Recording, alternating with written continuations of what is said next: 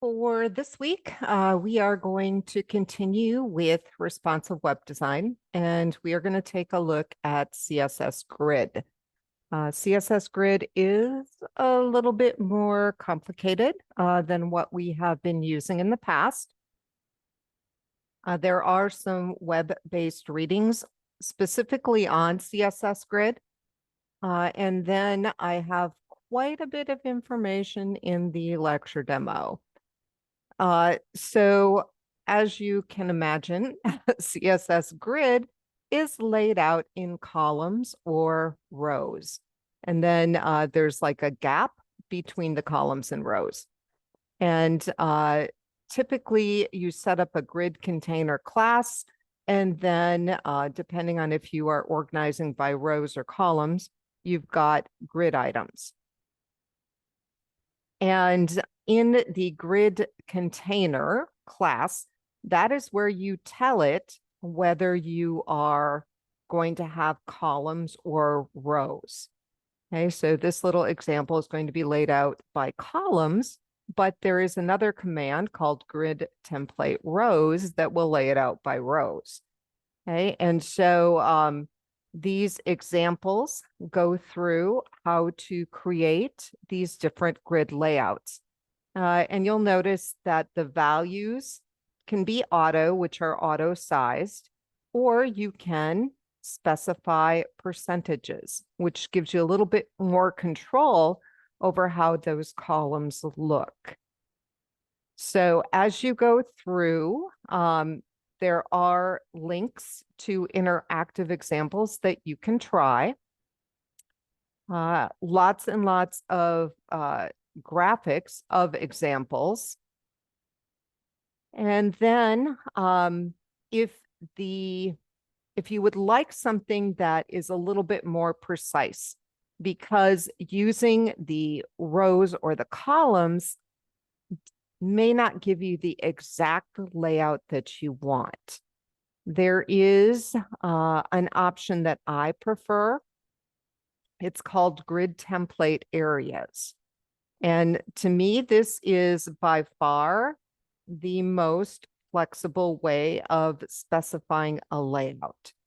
And I am scrolling down to that section. It's the section that I actually cover last. And kind of how this section works is you have several different classes that you define as grid areas. And then you give these grid areas a name. Okay. And then in your little grid container, you have grid template areas where you use the names and you basically lay out your page. And so this makes it really easy to design for different screen types. And so I have some examples, of how you would have this up in your CSS, how you would include that then in your page. Here's a link for interactive. And also down here, how you might use it for media queries. Okay, so this is assuming mobile first. So here's the default grid container, okay, which is totally mobile. And then here would be the one for tablets. And you'll notice that we're using these same grid areas. It's just that for these different media breakpoints, we are just laying them out differently. Okay, so it does work pretty well. But I thought you probably could use some examples. And so I've got a couple different grid examples that basically use the template because that's kind of what I like. And these will look familiar because these are the same examples that I used over in the grid view. You can see I laid this out a little bit different. But if you right click, you page source, you can actually go into the CSS and kind of see what I did here for the grid area. And the same with this. This is totally responsive. So if we change the size, you can see this is a tablet layout. And I think for mobile, I actually have to go into the emulator. For some reason, it doesn't like to pick that up unless I come in here and turn this on and switch over to a phone. Okay, and then it picks it up just fine. Okay, so it does make it really, really easy. If you're using the grid areas with the template, makes it pretty easy to code for these different media breakpoints. Okay, so I've got lots of examples for you to look at. I did do a grid column example. I will tell you that the grid column is not as flexible as the template. Okay, and so I did have to change around some of my code to get this to work. And I can see I should have made that smaller. But some of you may like this just because it is a little bit simpler. But if you're going to use the column for mobile, it's just going to be one column that's 100%. Okay, and the problem with using these template columns is that we could really only have one breakpoint. Okay, it does not work to have more than one. And that's mainly because the way that you normally would handle setting up, multiple columns in your HTML is you would put that command in to merge. But that doesn't work with breakpoints. Okay, I explained that in the lecture demo. But if you're going to use this technique, you basically can have one media breakpoint, and that's kind of it. So it's either going to be, 100% or whatever you decide to do here. And so I chose kind of a width that I thought, well, if it goes below this width, it would look better just in a single column, and anything above this width, I'm splitting into 3. That's kind of how I did it. So you can see I've got the 3 columns here, but if I go small enough, it goes down into 1. Okay, and so we've got the 3 column, and then we've got the 1. And those are the only options. And the same happened with my little monster flip here. So I basically have 2 columns that will go down to 1. Okay, so if I go in, well, actually, let me go into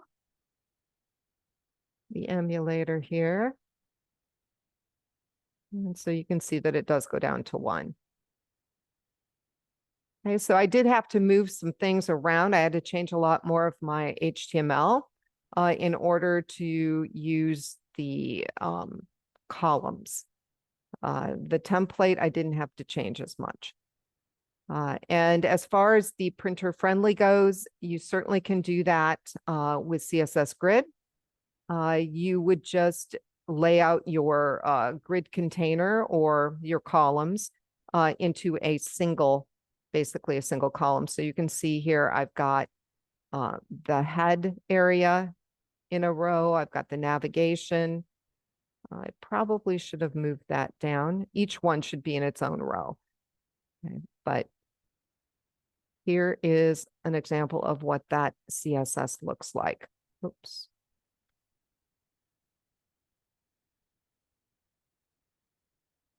Okay, and one other thing I wanted to point out, for those of you that are using Font Awesome in your print CSS, make sure that you include link and script, depending on which Font Awesome, and display none. Because if you don't do that, the Font Awesome library is going to print. It is pretty awful in the printout. So make sure if you pull in any of those libraries through linking. And if we go and look, don't know if I have it in this one, but I definitely have Font Awesome in this one. Those are coming from Font Awesome. And so in my head section, you can see I've got these links that are pulling in the libraries. Okay, so here I'm pulling in my Google library, and here I'm pulling in Font Awesome. And you do not want that to print. Okay, so make sure you set the link display to none. Okay, and then I think you'll probably be fairly happy with your printout. Otherwise, you're going to get pages and pages of library junk that you definitely are not going to want. Okay, so this contains a ton of information, lots of examples for you to look at. And then you're going to go into the textbook assignment. And basically, you're going to be converting a website into a responsive grid. And so I am giving you the code. It is a kind of a little Dr. Seuss website because I happen to like quotes from Dr. Seuss. He's a very wise man. So I did give you a graphic example of what these are going to look like. But keep in mind that these are just screenshots, okay? So screenshots are not exact, but it does give you an idea of what your mobile should look like, you know, what the tablet should look like, and then also what the desktop should look like so you can compare. And then as you go through here, it's going to tell you what changes you need to make to the CSS. And you can see that, you know, we're defining our grid areas, we're setting up the template, you know, for the different screen sizes. Okay. And as you walk through this, then it will also tell you what you need to do to your HTML to apply the format. Okay. And a lot of people, they go through all this trouble of setting up this format in their CSS, and then they forget to put the classes, okay, title. These are the classes here, title, menu, context, extra contact. These have to go in your HTML. That is how they get connected. Okay, so you need to make sure you add those to your HTML or it's not going to pick up on that format.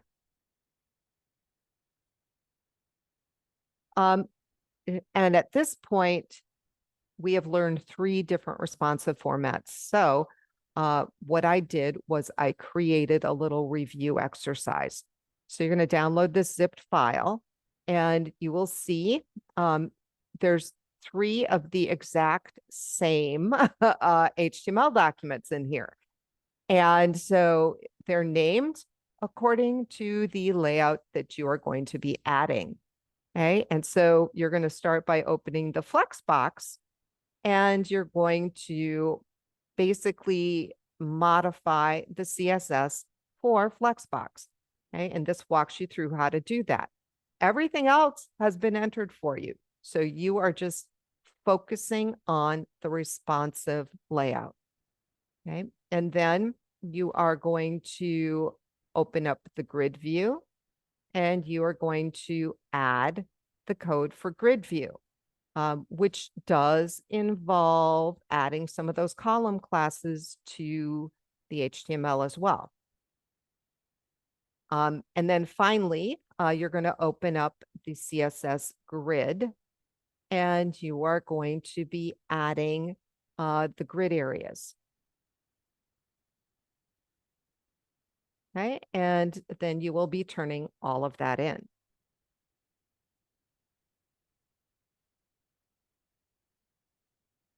For the lab assignment, you're going to be creating your own CSS grid page.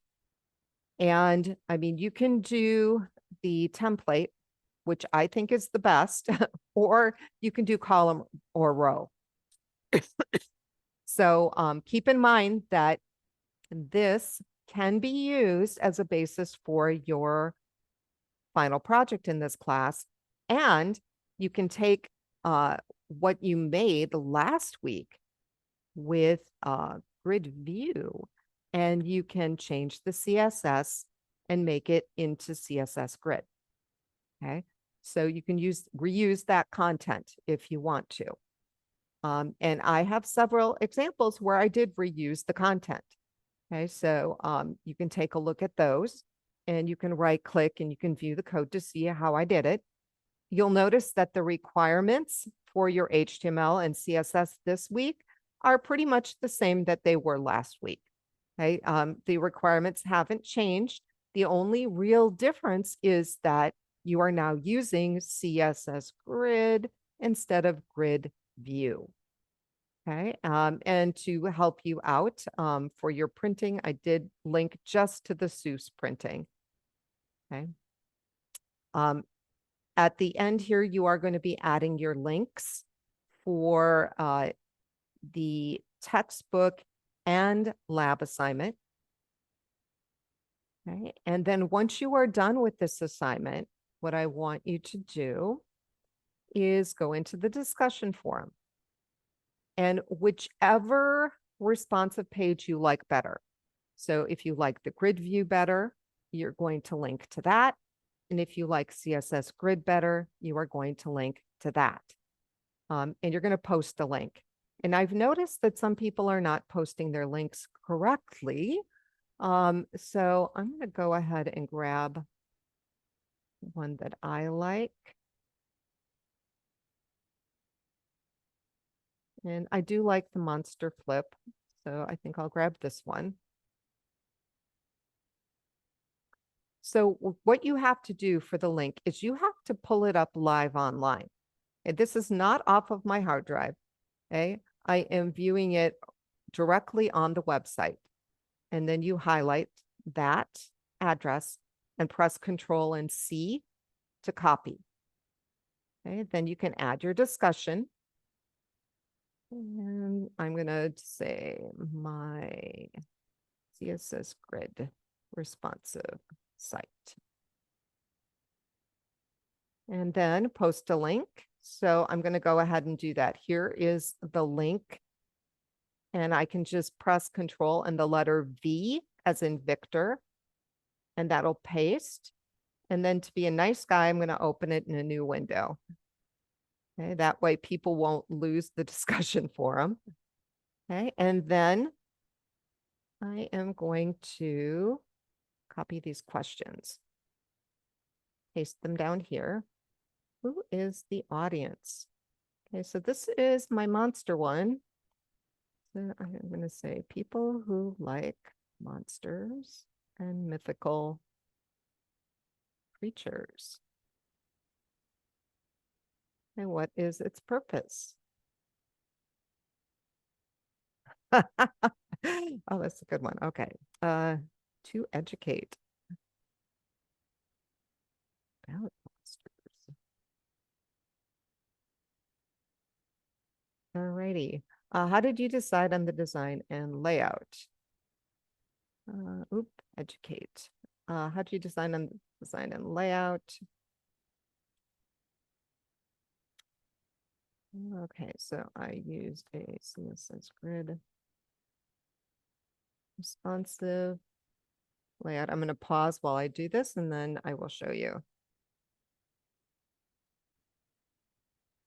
All right, so I kind of finished my section on the design and layout, kind of what my thought process was when I created that page. So I'm going to go ahead and post this. And then for those of you who are early birds, you certainly can respond to mine if nobody else's are out there. So that is what you guys are going to be working on this week. I do want you guys to make sure that, you take some time on these responsive pages, because if you use them for your term projects, that will save you a ton of time. I posted the directions for the term project and the checklist, which is probably the most important thing. So you can see how many of those requirements are listed here. There are only a couple extra requirements, which would be JavaScript, some JavaScript feature, which we haven't covered yet, and also some kind of an icon bar. So you can see that in my little monster one, wherever it went, I did include this little menu bar with icons. So that actually counts as a menu bar and an icon bar. Okay, and those requirements do require that you have a menu and that you have the icon bar. And you can certainly combine those into the same thing. Okay, so if you I would probably print this out, and then you can check off these requirements as you incorporate those into your page. That way, you will make sure that you have everything. And I'm sure that you will notice after you complete these responsive pages that a lot of the requirements for this project will be done. So that is what you guys are going to be working on. Please let me know if you have any questions or if you've run into problems, and have an awesome week.